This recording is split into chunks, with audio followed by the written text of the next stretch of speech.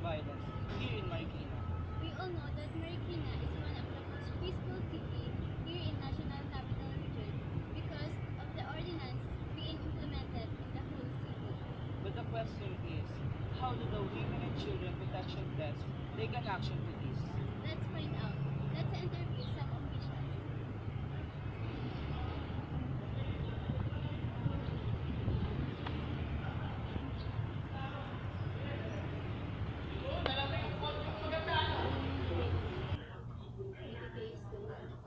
Anayim Sonora Mula. Ako naman si TOP Yadina Castillo ay naka-assign bilang investigator dito sa Women and Children Protection Desk ng Marikina City Police Station. And we want to know what is the Women and Children Protection Desk. Okay. Ang Women and Children Protection Desk ay isang unit sa PNP na nangangasiwa doon sa mga kasong involved ang kababaihan, kabataan, at yung mga batang yung sinasabing children in conflict with the law. So, yun ang kinikater ng WCPD. What are the cases involved in WCPD or the Women's and Children Protection Desk? Ang WCPD ay nakafocus doon sa mga special laws. Ano-ano yung mga special laws? Ito yung RA 9262. Ito yung sinasabing Anti-Violence Against Children, Against Women and Their Children of 2004. Dito,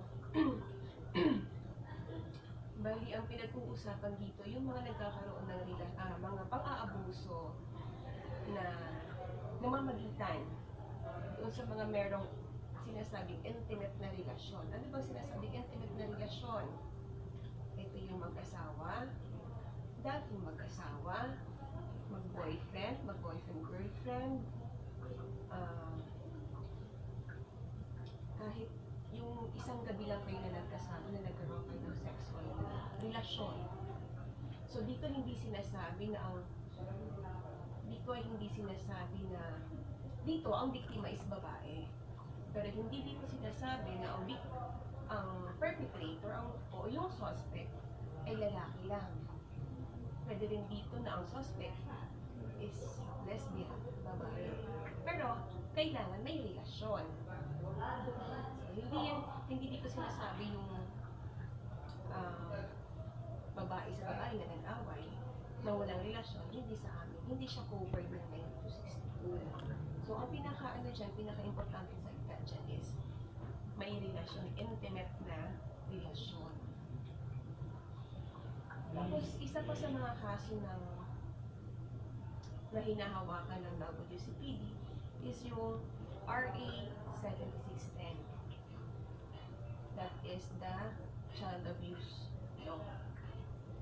Protection Against Child Abuse and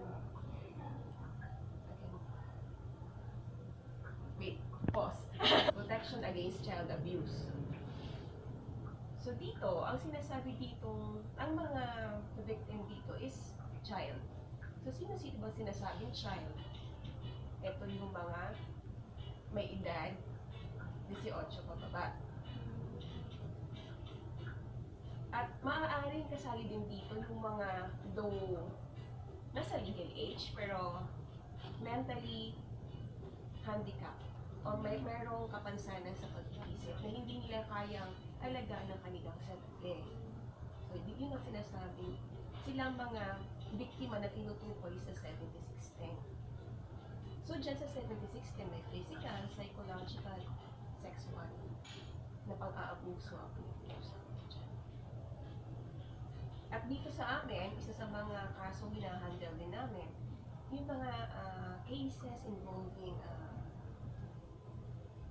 doon sa chastity, sabihin tulad ng sa rape, acts of lasciviousness, na pagbabae babae kasi ang victim, medyo nahihirapan silang magsiwalat yung kanilang, yung mga hindi nila basta-basta ma-disclose pag mga lalaki ang naghahandle. So kami na naghahandle nun, lalo yung mga medyo mga sensitive na mga cases. Siyempre pag ang pinag-uusapan dyan is yung mga babae. So yun ang mga hinahandle namin na cases. Yung next question po, what are the action of WCPD regarding to those victims? So may mga action ng WCPD dyan. Una-una is prevention ng crime. So paano piniprevent ang crime?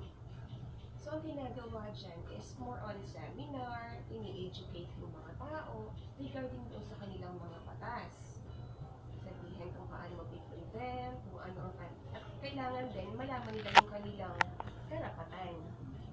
So para hindi sila na parang nandun lang sa isang sitwasyon, at least medyo makakapag-hingi sila ng tulong sa tinignan na violate ang kanilang karapatan. Hindi yung magsasawa ng kipo na lang sila. Then, kung for example, naging victim na sila,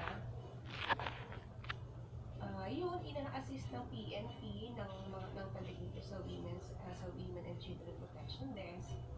For example, na nakapag-file na ng mga cases, for example, victim sila. So, mayroong mga counseling, pero ang naghahandle dyan, mostly yung taga-DSWD, the Department of Social and Welfare Office. Madami kasi silang mga binibigay na tulong dyan sa DSWD. We're more on the welfare ng victim. Para sabihin, pag sinasabi kasi abuse kasi may trauma yan, may fear, so ang inaano dyan is kung paano mababalik sa normal ang kanilang buhay. Ang sa amin kasi, sa PNP is the filing of case. Kung paano sila makakakuha ng hustisya doon sa pag-aabuso nangyari sa kanila. So the social worker in the different NGOs, more on parang ibalik ang kanilang normal na buhay, yung kanilang more on emotion ang kanilang ginagawa para makabalik. Kasi mahirap pag traumatized ka, nagkakaroon sa kanila iba ang thinking na pag sinabing abuse ka, nawawalan ka na ng nandun yung parang tingin sa sarili is napakabala. So ganun ang kanilang naman nakafocus naman sila sa social aspect ng victim. Next question naman, what are the action of PNP to lessen the number of violence in environment? So yun nga, parang ma-lessen ang violence. Actually kasi sa PNP is more on dissemination ng information.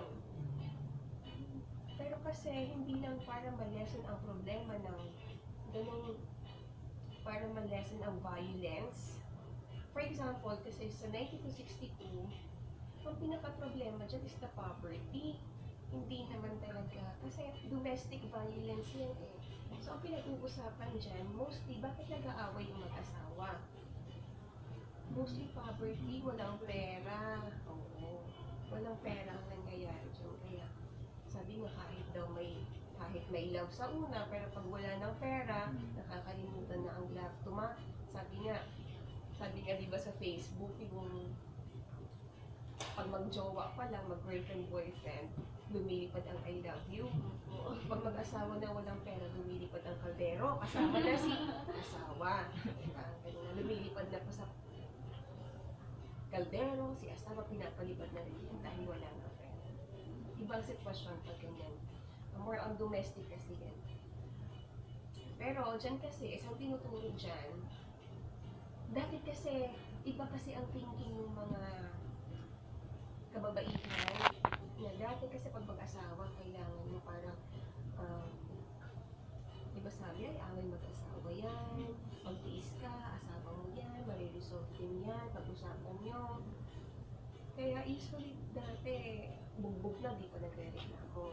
So ngayon, ini-educate ngayon ng mga kababaihan na pag nakakaranas ka ng ganyang pang-aabuso, magsalita ka, humingi ka ng tulong, nandito ang evidence test para tulungan ka. Kasi ang sarili ko sa hindi mo sustento,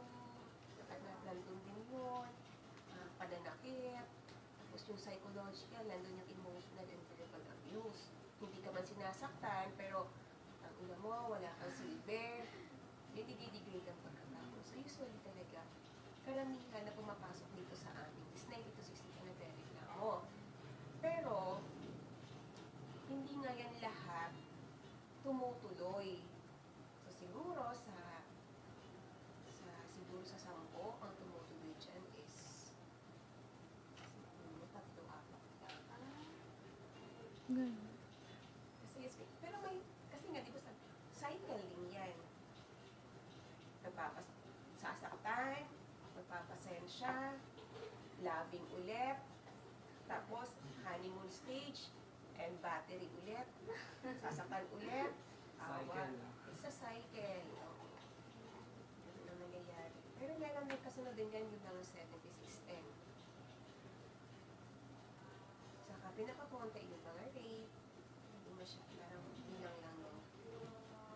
Pero pinakadami talaga dito sa amin is yung 90 to 60. Thank you very much, ma'am. Walang anuman, maraming salamat din sa inyo. My name is Manila Villamar-Daroy. I am among the people from the Marikina Referral System who is in charge of taking in victims of violence, women and children who are victims of violence in the city of Marikina. Sometime 2 years back, we have organized the Marikina Referral System on anti-violence against women and children, which objective is to put an organized network of responders on anti-violence against women and children, so that alright, so in Marikina, we have organized this Marikina Referral System to ensure that all victims of violence, particularly women and children, will be assisted in their complaints and in their needs after the abuse has been done.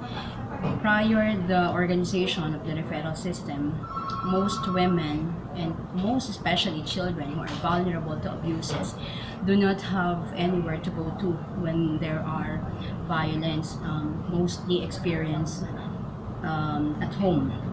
So because of the passage of RA 9262, which is the Republic Act on the Anti-Violence Against Women and their Children, and the RA 7610, which is the Anti-Child Abuse Law, it is the mandate of the local government unit to set up this kind of network to ensure that the services for the victim survivors of violence will be provided.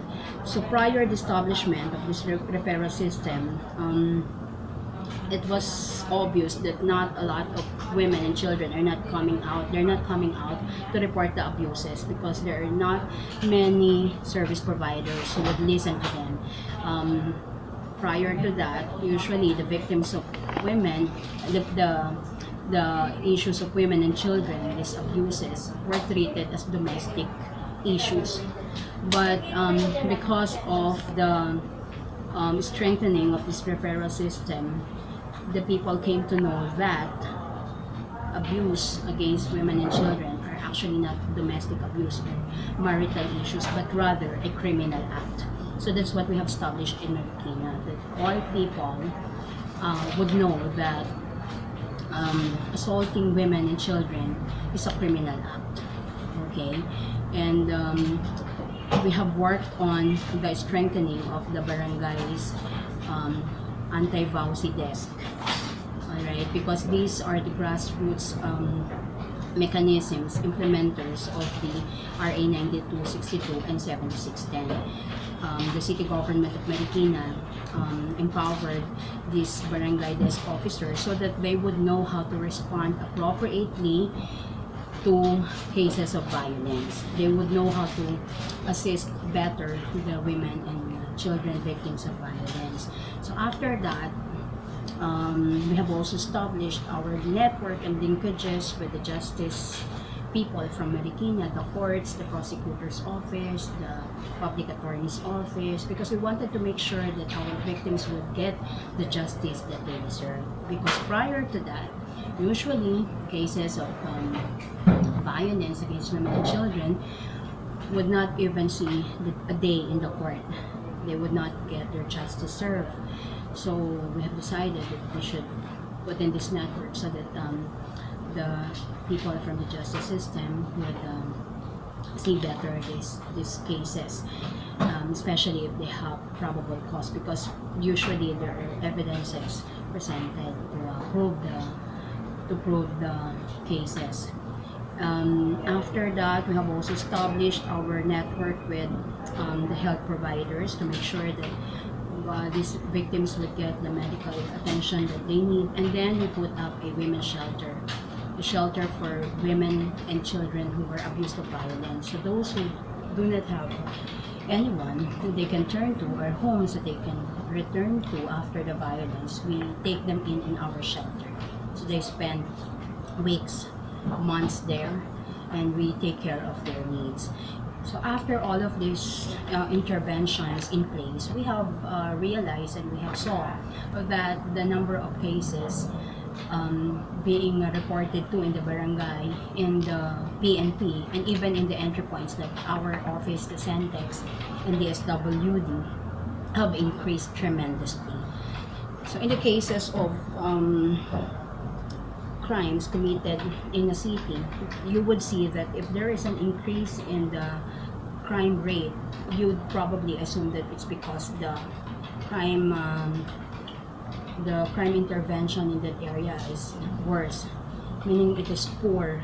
But in the case of violence against women and children, we saw the crime rate increase as a good sign, because we saw that this is an indicator that people are now noticing and are now recognizing that a crime against a woman and a children and a child is actually a criminal act and not a domestic abuse and not a domestic issue. So we see that as a good indicator that a lot of people now are understanding that this is a criminal act. You cannot just violate a woman or a child physically, sexually, psychologically, or ano pa?